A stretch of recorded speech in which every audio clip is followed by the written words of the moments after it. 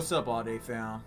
Oh my goodness! So I was sitting here recording. I'm gonna be honest with y'all real quick, man. I was sitting here recording recording myself, and I'm sitting here talking. My webcam was never even on.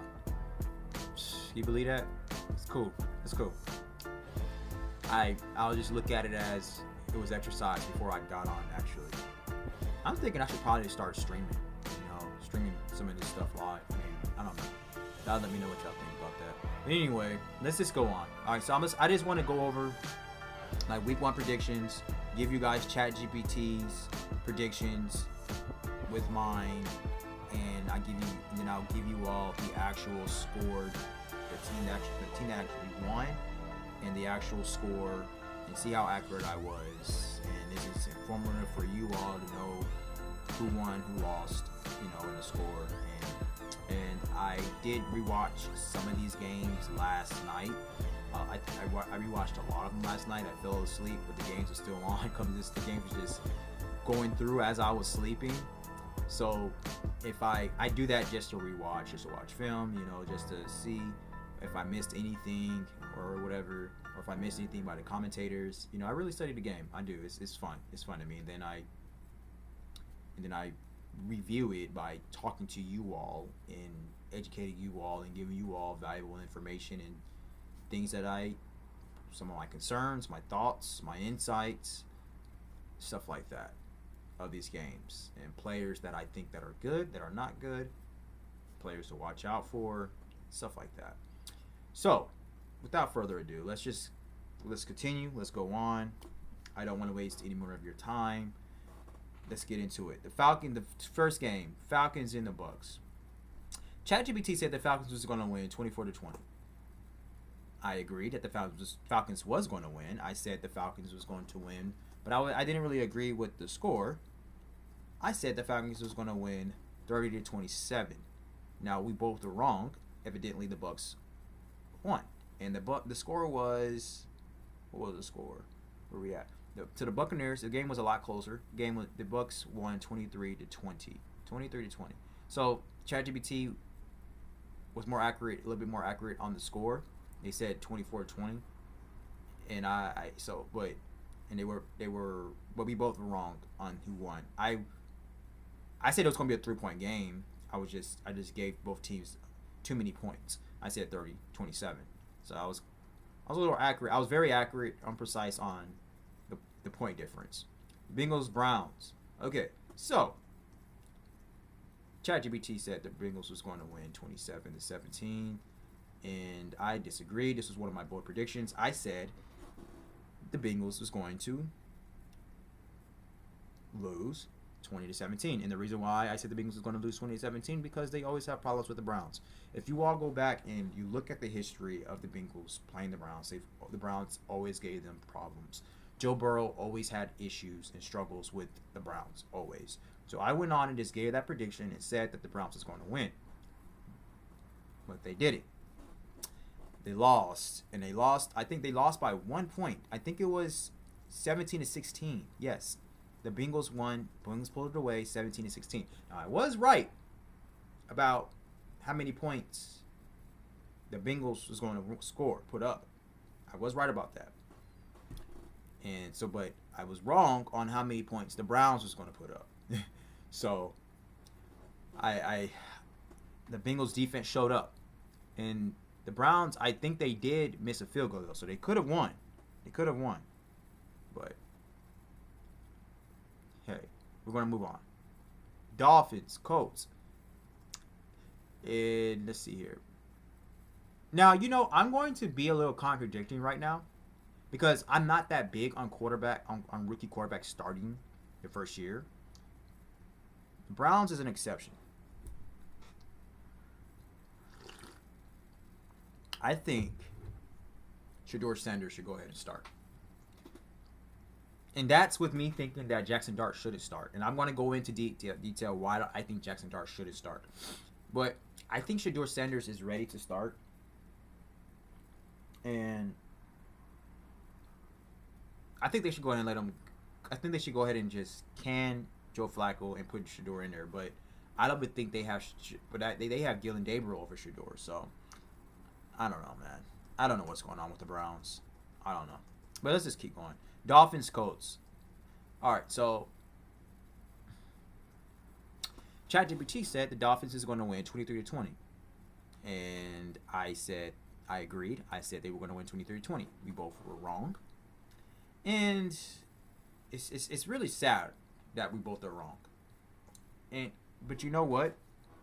I'm mad that I'm usually not mad when I'm wrong, because I'm okay with being wrong. But I'm mad that I overlooked how much I don't think Tua is a good quarterback. But even though I didn't think Tua was that great of a quarterback, or good of a quarterback, I didn't think he was going to play that bad against the Colts. I mean, he played terrible. And if you really look into it, do your research, you will know that Tua's last start, he played terrible before he got hurt. Mike McDaniel can only do so much for Tua. When he first got there, before he got there, Tua was terrible. When he got there, he got Tua a little bit into rhythm, got Tua, looking a little good. But I saw right through that crap. I was telling everybody, I was like, yo, Tua's overrated. He underthrows Tyreek. He misses a lot of reads. He makes bad decisions. He's not a good quarterback. You guys are being fooled by these little accurate, precise passes that he does every now and then Tyreek Hill bumps it out for a 70-yard touchdown. That was the scenario every single time. Mike McDaniel was scheming these great plays for Tyreek and Jalen Waddle and the running backs and all that offense to be excelling, and for Tua to look good in it because he's the quarterback, so he could distribute the ball to them. But that doesn't mean that Tua was a good quarterback. I'm like no. I got into so many arguments. I was like, no, Tua is not good, man. You guys are being fooled. The same thing I was saying about Brock Purdy. But I think Brock Purdy is actually a much better quarterback than Tua. I don't think Tua is a good quarterback at all. I think Brock Purdy is good. He's semi good. He's semi good. Brock Purdy is semi good. Brock Purdy is right there at top 10, 15 quarterbacks for me. Tua is like top 15, 20. That's how much I think of Tua as a quarterback. And then he gets hurt all the time. He can't even stay on the field. So that's going to affect him. So if I were the Dolphins, I know they signed Tua to a huge deal. But they already signed him to a huge deal, and they were already borderline going, probably could have lost him because when he got that huge injury, he could have been like, I'm retired, and could have lost it. So I think it's safe to move on from Tua. If I was the owner of the Dolphins, which I would love to be an owner one day, I will move on from Tua. I really would, especially with this draft coming up next year in 2026. I will have my eyes towards who can I draft to replace him. And even if you don't want to replace him, I think it still wouldn't hurt for you to look at who you could draft, what quarterback you can have under Tua. I don't think it'll be a bad idea. I think it'll be an exceptional idea. But they will get rid of Mike McDaniel before they get rid of Tua. I know that much. The Colts, they blew him out 33-8. Very surprising. Daniel Jones, that was surprising. Speaking of terrible quarterbacks, I'm surprised that Daniel Jones had a game like that. So, me and ChatGPT were both wrong on that one. Raiders, Patriots. This was a pretty good game. Pretty solid game. The Raiders looked really good. My boy Pete Carroll had them out there rolling, man. Pete, O.P. So ChatGPT said the Raiders is going to lose 17-20. I said the Raiders is going to win 26-21. I disagreed with ChatGPT on that one, and I was right. And what was the score? The Raiders won 20-13. All right. Moving on along. Cardinals, Saints. The Cardinals, they beat the Saints 26-16. I mean, ChatGPT said the Cardinals was going to beat the Saints 26-16. I disagreed and said the Cardinals was going to win 36-10. I think the Cardinals still did win, but what was the score? The Cardinals won 20-13. That was the actual score. Steelers, Jets. ChatGPT said the Steelers was going to beat the Jets 26-17. I agreed that the Steelers is going to win. And I didn't agree with the score. I said the Steelers was going to win 29-10. And the score, I think, was a lot closer. It was a lot closer. Steelers won 34-32. Very good game. Surprisingly very good game. And Justin Fields, he played well. He played very, very well. I was very impressed. Commanders, Giants. All right. So ChatGPT said the Commanders is going to be the Giants 23-20. These are one of my bold predictions. I said the Giants was going to win 25-20. I was obviously wrong, and the score was actually 21-6. The Commanders beat the Giants 21-26. Now, I will say this because this is when I was talking about this was kind of the same scenario with the Browns when I was saying I'm going to be contradicting myself later on in this video, and this is when I'm going to contradict myself because I said that I feel like the Browns should can Joe Flacco and let Shador start, and I'm saying the Giants should not start Jackson Dart. They should allow Russell Wilson to stay in. So the reason why I say that is because I think Shador Sanders is more prepared to play in the NFL than Jackson Dart. That's why I said that. Shador Sanders, he's all his career, he's learned how to function without a bad O. He never really had a good O line his entire career,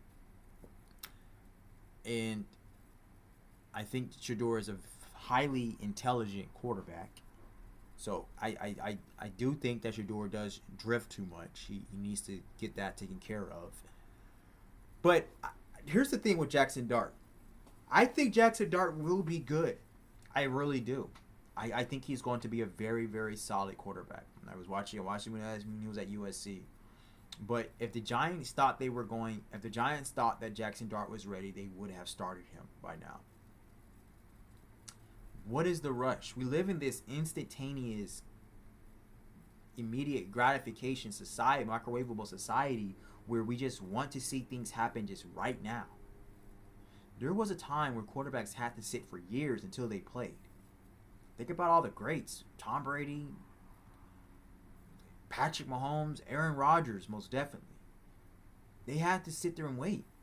And those years that they sat there and wait was essential for them. They probably would not have been as great as they were, or as they are now, if they never would have sat that long. Maybe. I'm not saying they wouldn't have. But them sitting that long had a lot to do with how they were able to process, pick up, observe, and learn from the game outside of this going out there and not knowing what they're doing. It helps. It does help. That's why, really, especially if a quarterback is starting, he really should not start getting heavily criticized until, I'll say, after year 4. Until after year 4. Because you are the quarterback in the National Football League. And being able to process this game at a very elite, very fast level, and then, first off, understanding your playbook, understanding your offense, and then understanding the other opposite side of the defense, learning your reads, learning how to read the coverages, learning your protection calls. You know the blitzes, everything is so much that goes with this. I mean, you all want to see these quarterbacks play right away, and if they play bad, you're all on their neck. The game doesn't appear how you see it when you're watching it on TV. It's much different. Much different. It's much different than when you see it in person. It's much different when you're actually on the field. It's much different when you're refereeing it. It's much different when you're coaching it. So, why Jackson Dart is the down payment. He is the future investment of the New York Giants. He's not going anywhere. He's there for the long haul. He's there for at least minimum 10 years. Jackson Dart. He is the Giants' future. Giants fans. I'm talking to you all. He is the future of your franchise. Why are you such in a rush of seeing him play so fast? Why? Because if he's not ready, I promise you, it is going to do way worse than good. I heard Rex Ryan say, and I was very disappointed Rex Ryan saying this. Oh, yeah, Giants got us. Rex Ryan sometimes, it speaks very bogus to me sometimes. I mean, I like Rex Ryan. I think he was a hell of a coach when he was coached for the Jets. He coached one of my favorite players of all time, Darrelle Revis. But I think he says some very dumb stuff sometimes. Like, I think he's kind of reckless in some of the stuff he says. Like, he was like, the Giants, they got to start Jackson Dart right now. They got to start him. It can't get any worse than Russell Wilson. Yes, it can. Because Russell Wilson is going to move on eventually. Russell Wilson is on his way out of the league. Jackson Dart is in the league. And if Jackson Dart is not ready, and if he's getting the hell beat out of him playing for the Giants, he's going to get his coaches fired. He is going to... And then he can lose Brian Daboll, who is a very great coach, who is a very great quarterback coach. Brian Daboll has a lot to do with why Josh Allen is playing the way he's playing right now. And then Jackson Dart can lose his confidence. He looks in preseason. Preseason is preseason. This is the regular season now. But defenses are very vanilla in preseason. Yeah, he looked very confident in preseason and training camp. Let's see if he's going to have that same aura when he's playing in a regular season. So, I think it will be a terrible idea if the Giants decides to play him right now. Let Russell Wilson get the hell beat out of him. Why are you guys so in a rush of sitting Russell Wilson off one game and then throwing Jackson Dart to the Wolves? Because that's literally what you're going to do. The Giants has a very tough schedule. Very, very tough schedule. You think Jackson Dart is going to make a difference? You think the Giants are going to get 10 wins with Jackson Dart? Hell no. No. So, Brian Daboll, he even said Russell Wilson is our starter. It's not on Russell Wilson why we played that bad last week. He's even said that. Brian Daboll knows what he knows. He sees what we don't. He knows what we don't. He understands what we don't. Have faith in Brian Daboll, man. And I think the Giants, if they can get that offensive line taken care of, they'll be good. Russell Wilson will be good. And the thing, I think they can, especially, they can. And the thing about it is too, if Jackson Dart doesn't play this year, that's adding a few more years to him, so his body won't be taking those beatings. Look at Jaden Daniels. Like, Jackson Dart is a little more stockier than Jaden Daniels, but Jaden Daniels, he takes a hell of a beating, man, and he's way too frail to be taking those beatings. He's tough. I like how tough he is, but it's dumb. He needs to learn how to go down. He's gonna hurt himself. You're not Justin Herbert. You're not Patrick Mahomes. Those are thick players. You're not Josh Allen. You're not Cam Newton. Yeah, you can scramble. But, dog, you should look at Lamar Jackson. Because your body frame Lamar Jackson's a little more stockier. But your playing style is very similar to Lamar Jackson. You should look at how Lamar Jackson goes down. And how he runs the ball. He is so smooth. I love how Lamar Jackson runs the ball. He runs it so smooth. And he goes down so smooth. And he kind of goes down where the defense can't really hurt him.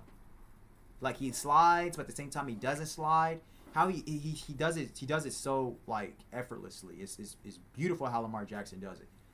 I think Jaden Daniels should look at Lamar Jackson on how Lamar Jackson does it. But the Giants shouldn't start Jackson Dart right now. Wait till next year. I'm telling you, Giant fans, it's going to do wonders for your wall. He can sit there, man. Russell Wilson is the perfect quarterback for him to learn under.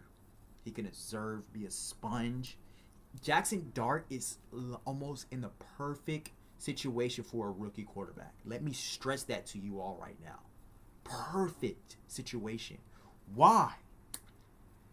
He has it all star. I think Malik Neighbors was Malik Neighbors an All-Pro? I don't know. But if Malik Neighbors wasn't an All-Pro, I don't think he was. But Malik Neighbors will be an All-Pro one day. He has a future All-Pro, more than likely future Hall of Famer, wide receiver, and Malik Neighbors. He has a great coach and a very great quarterback coach, Brian Daboll. On top of that, he has Russell Wilson and Jameis Winston to learn from. Two vets. One future Hall of Famer, been to the Super Bowl twice, won a Super Bowl. Another, Jameis Winston, who is a exceptional backup quarterback, led the league in passing yards one year. He can learn a lot from the three of them.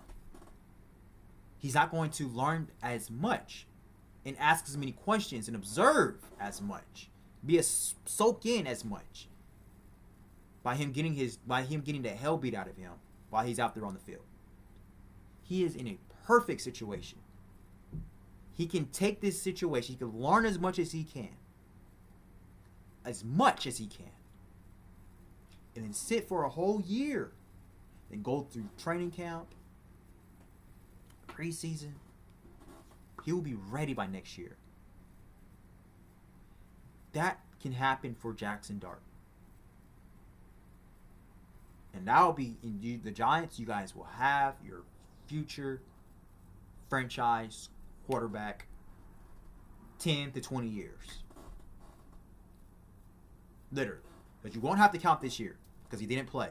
You won't have to count this year. He wasn't, his body is still good, healthy. So his body can add a couple more years on by him missing this year. This will be perfect for him. He can train and get all that intelligence in. Doom. You know, just asking questions. Learning, you know. Looking at the game as a coach, you know. It's a lot that you have to process as a quarterback. So just ease your brakes a little bit. You know, Giants fans, everybody, you know, he doesn't need to start right now. No. That's my 2 cents on that. All right, so we're good. Okay? So let's move on. Jaguars, Panthers. So ChatGPT said the Jags was going to beat the Panthers 27-20. I disagreed. Jaguars was one of my dark horse teams that I said that they can, you know, with the Giants, because I still think the Giants can make it to the Pro Bowl, can make it to the playoffs if they get that offensive line taken care of. And I was saying that Panthers could be a good team too. I said the Panthers can make it to the playoffs as well. So I predicted the Panthers to win 22-17. We both were wrong. The Jags, they beat the Panthers. Where was the score? Where's the score? Okay. The Jags beat the Panthers 26-10. Okay, so Jags 26, Panthers 10. So yeah, I was a little off. I was wrong, and I was off on that. So yeah, I mean, I like Bryce Young, but he didn't play a good game this game, and you know, it's kind of concerning that he didn't play a good game this game because, you know, the Jaguars, they have an okay defense, but it's not like that good. So yeah, but Bryce Young is still a young quarterback, and like I said, he has years, he has some time. You know, he needs some time to develop. Some of these guys need time to develop, and Bryce Young is a very small quarterback, very small, very short. So he's not going to see the game the same way as most of these other quarterbacks see it, and because of his height. So you have to take that in consideration. So he has to process it differently. He has a bit of an obstacle because of his height, his size. Broncos, Titans. This was another team that I predicted to I gave a bold prediction because I liked their quarterback and I thought they probably could have went in there and won, but I was wrong. And ChatGPT was right on who won. ChatGPT said the Broncos was going to win 24-13. I said the Broncos was going to lose 17-20. So, and the score was Broncos won 20-12. So it was a close game, like I figured, but I was a little off, little off. All right, and yeah, so ChatGPT was a little bit more accurate than I was. All right, 49ers Seahawks. ChatGPT said the 49ers was going to beat the Seahawks 23-20. I agreed. I said the 49ers will beat the Seahawks 23-20. And the 49ers beat the Seahawks 17-13. So it was a little bit more of a closer game. And we got the Lions and the Packers. ChatGPT said the Lions is going to beat the Packers 27-23. I disagreed. I said the Packers was going to beat the Lions 23-21. I was right on who won. And what was the score? Packers beat the Lions 27-13. So the Packers, they put up a little bit more points than I thought they were. But still right about who won. Texans Rams. ChatGPT thought the Texans was going to beat the Rams 30-27. I don't know why they thought that. I completely disagreed. I said the Rams was going to beat the Texans 24-14. Now it was a very, very close game, much more closer than I anticipated. The Rams, they beat the Texans 14-9. So, and C.J. Stroud did not have a good game. He didn't. He didn't have a good game that game. C.J. Stroud has been struggling a lot lately. He didn't play well last year, and he didn't play well against the Rams. Let's prove my point again. I mean, I'm not going to start really heavily judging. And I'm going to stick by my word. I'm not going to start heavily judging these quarterbacks, like really hardly criticizing them, maybe until year 5. Because I'm like, okay, well, you had time. You had time. But I think C.J. Stroud played very well his rookie year. But here's the thing. So, like, it's the thing. Even if you played well your rookie year, it doesn't really mean anything. Don't care, especially if you're a quarterback. Because here's the thing. Now all 31 teams has tape on you now. And they're going to be watching you and your tape. And here, you can't let the league catch up. You have to keep evolving as a quarterback. You have to keep getting better. And if you're not, you're just going to get worse. So you can't let the league catch up with you. And I think C.J. Stroud is allowing the league to catch up with him. Because I haven't really been seeing C.J. Stroud improve. I haven't seen him improve at all since his rookie year. Justin Herbert has improved his rookie year, is evolving his rookie year. Joe Burrow is evolving since his rookie year. And right now, Jaden Daniels is also evolving from his rookie year. I said in my last video, or my last predictions, when I did my week one predictions, I did say that I think Jaden Daniels is going to struggle this year. I still think the league is going to, if Jaden Daniels keeps getting better, if he keeps proving me wrong, he's going to keep evolving, keep getting better as a player. But I wasn't really all that big on Jaden Daniels anyway. I didn't think he was going to be all that good. So I could just be sticking with my ways of still thinking that he's not going to be all that good. So far, he has been proving me wrong. So, but my point is that for any player, really, don't let the league catch up with you. Don't let the league catch up with you, because if you do, you're getting worse. You're never the same. You're either getting better or you're getting worse. And if the league caught up with you, they really figured you out, and you're not evolving, the league should never be able to figure you out. The league never figured out Tom Brady. Never. They never figured him out. That's why Tom Brady is the GOAT. You can't let the league figure you out. They can know how great you are.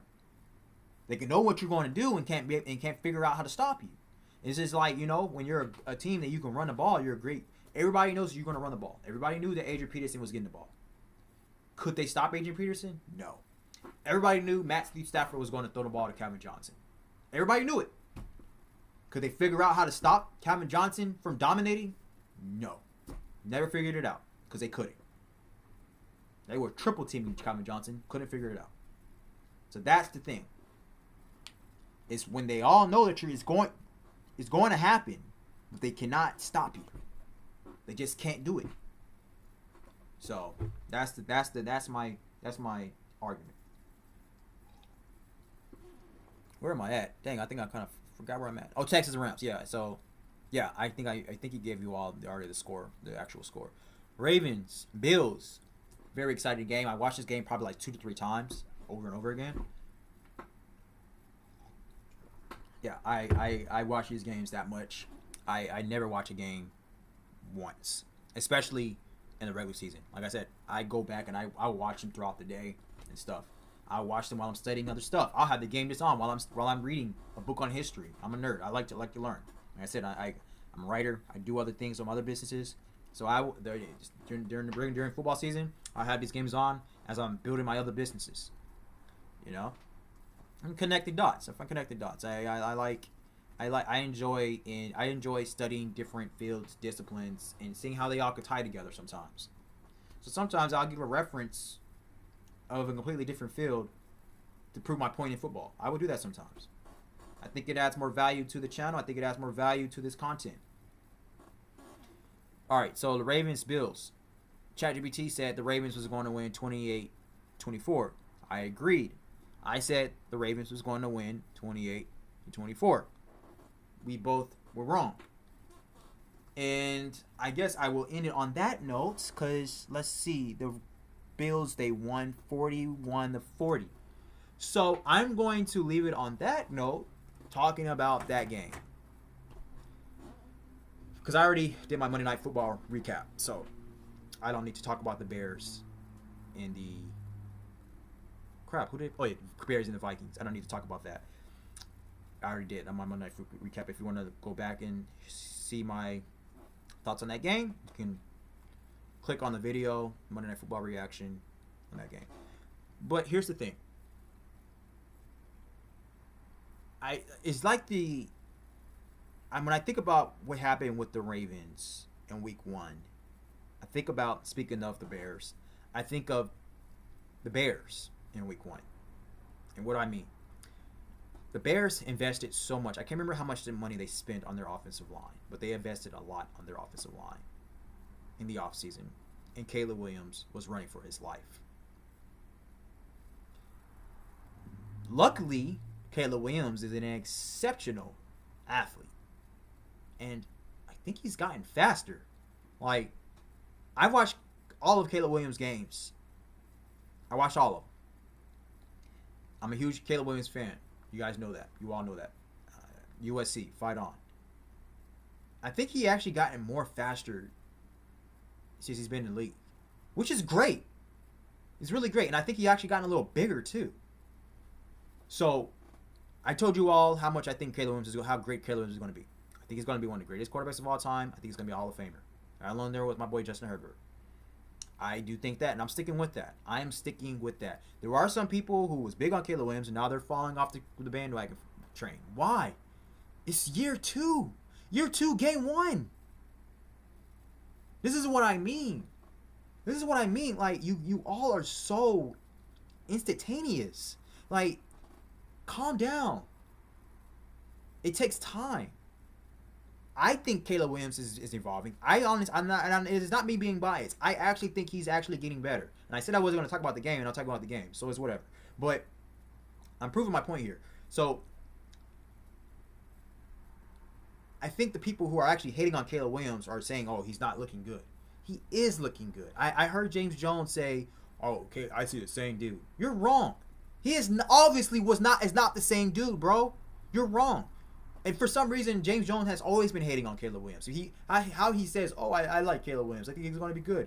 But then you undermine him and you overly criticize him. You're like cherry picking the bad decisions that he's making, and you're like magnifying it. I saw when he was doing that crap when he was with what was the name of that show? I forget remember the name of the show. It doesn't even matter. It's off now. It's canceled with him, Acho, and Shady, and all them, and Joy. It's off. So it doesn't even matter. It doesn't matter me remembering the damn show. But anyway, it's almost to me like a backhand compliment when you say, I have to heavily criticize him because he's so talented. Bro, no, you don't. What you have to do is be reasonable. That's what you have to do. What you have to do is be accurate, be precise, be honest, be authentic in your analysis, and stop cherry picking bullcrap. I hate when analysts do that. I hate when they do that. Be honest in what you're saying. If you're wrong, you're wrong. If you're right, you're right. It doesn't matter if you're wrong or right. What actually matters is if you're authentic and you're honest in what you are saying. Everybody knows you don't know everything. It doesn't even matter if you played in a league. You don't know everything. So it's okay to be wrong.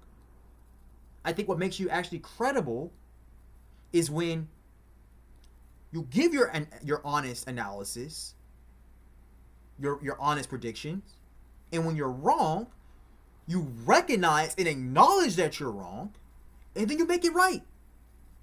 That's what makes you a credible person. That's what makes a scientist a great scientist. That's what makes a researcher a great researcher. That's what makes a writer a great writer. That's what makes anybody who's great in whatever they do a great person, great in their field. Is when you got it wrong, you understood you got it wrong, and you're not afraid of being wrong. And then you collect the necessary tools and the data to get it right. But no, they want to stick with their same bullshit analysis and try to figure out terms and language and phrases to try to still push their nonsense on us. It's ridiculous. It's ridiculous. I can't stand the analyst who does that. And 98 or 99% of them all do it. There's only a couple of them who are actually very, very accurate in their analysis.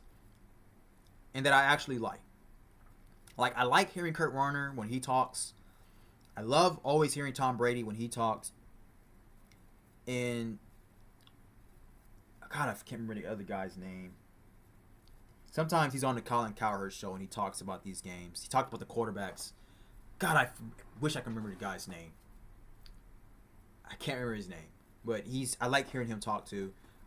It's only a few of them who are very honest in their analysis and how they talk about these players.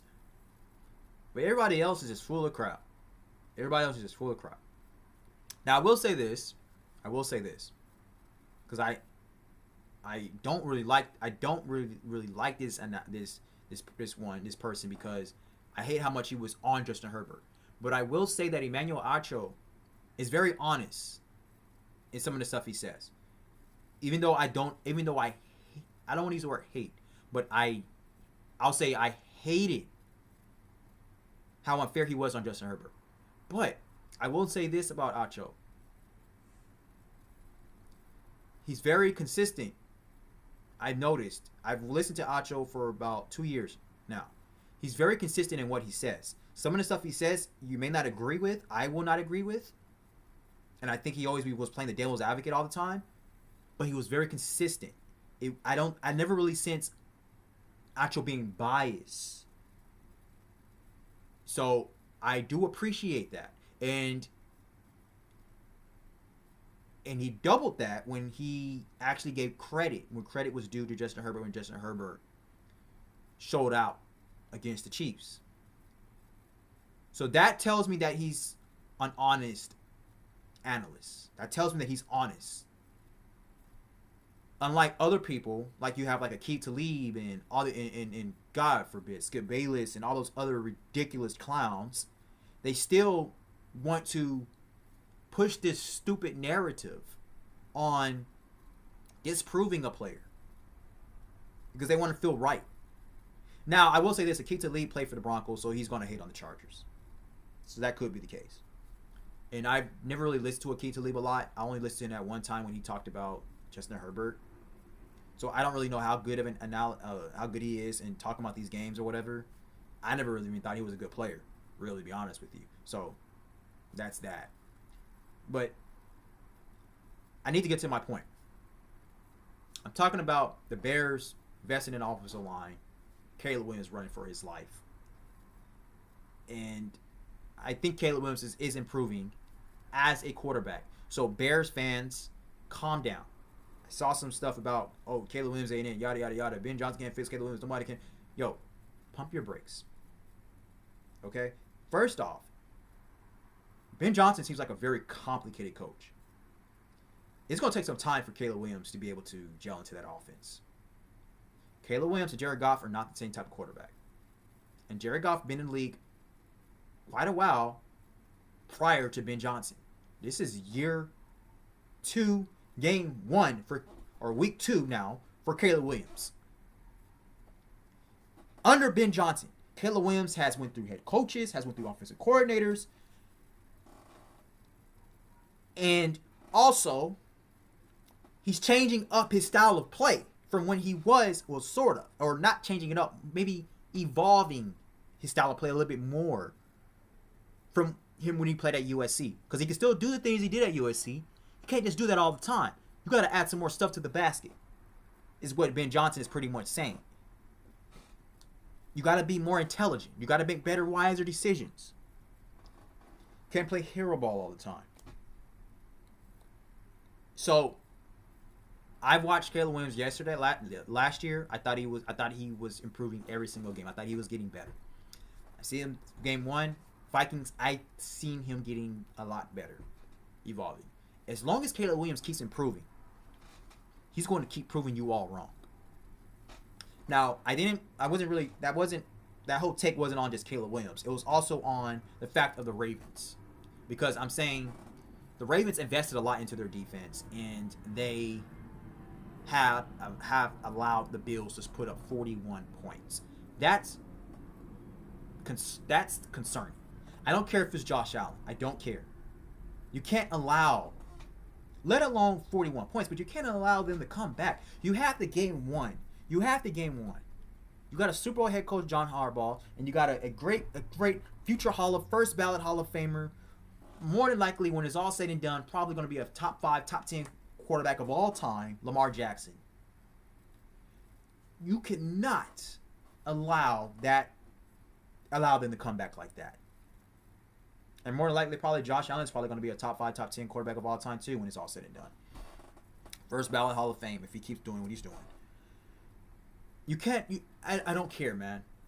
And I know a lot of people are saying like, oh, if Derrick Henry didn't fumble the ball, they would have won the game. So I think people are saying that Derrick Henry lost him the game.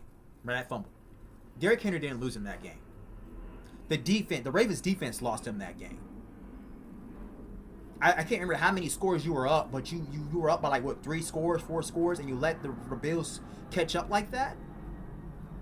And that short amount of time frame? Come on, man. Same thing with the Bears. How they allowed J.J. McCarthy come back in that short amount of time frame. You can't allow that. And it's, and everybody was talking about, when you remember, it's the same thing when the Jaguars, when they played the Chargers. Everybody was blaming Justin Herbert. You couldn't get one more touchdown? Bro, we allowed the defense allowed the Jaguars to to score 21 unanswered points. That's the defense. The defense lost the game. Come on, man. But that's the thing. Everybody wants to get on Justin Herbert, but every single time when it's Joe Burrow, when his defense lets up, when the Ravens defense lets up, when all the other quarterbacks, you have excuses for them. But it's Justin Herbert when his team lets him down. But y'all already know how I feel about Herbert. But it's all said and done, Herbert gonna be the GOAT. I don't care. I don't care what y'all say. He got a coach now. It's over with. But I think we'll end that on that note. I think we will end it on that note. I was not expecting this video to be 45 minutes, but it ended up being 45 minutes. Well, almost 45 minutes. And yeah, so tonight, Thursday Night Football, it's going to be a very, very great game. The league is just getting more and more competitive. But it is getting a lot more soft because of Roger Goodell. I think Roger Goodell, I can't wait till he leaves. We get a better commissioner than Goodell.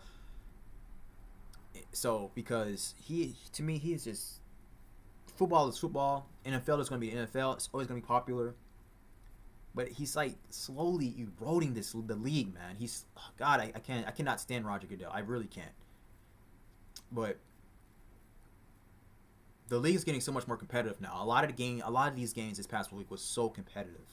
Every year, I just see the league getting more and more competitive, getting more and more talented every year, and I love it. I love it. These guys coming out here, man, coming from college, so talented, great players. You know, and guys are fighting for their jobs, battling, and these quarterbacks are evolving. I love it. The game is evolving. The game as a whole is evolving. Even with Roger Goodell and this nonsense. But hey, I'm gonna try to squeeze in another video before Thursday Night Football to do my Thursday Night Football recap. I mean, not recap, preview, and then I'll do a recap. So this will be if everything goes how I want it to go today. I want to give you all 3 videos. I'm gonna give you all 3 videos because this video actually should have been out. Week 1 reactions, my week 1 thoughts, whatever you want to say. This video should have been out. So I need to figure out how to get those other 2 videos in today. You know, the preview, Thursday Night Football preview, Thursday Night Football recap. Gotta figure that out. But I'm rambling. Thank you all so much for watching. Thank you all so much for the love. New subscribers, welcome. This is All Day Channel. And we will be back very soon. Deuces.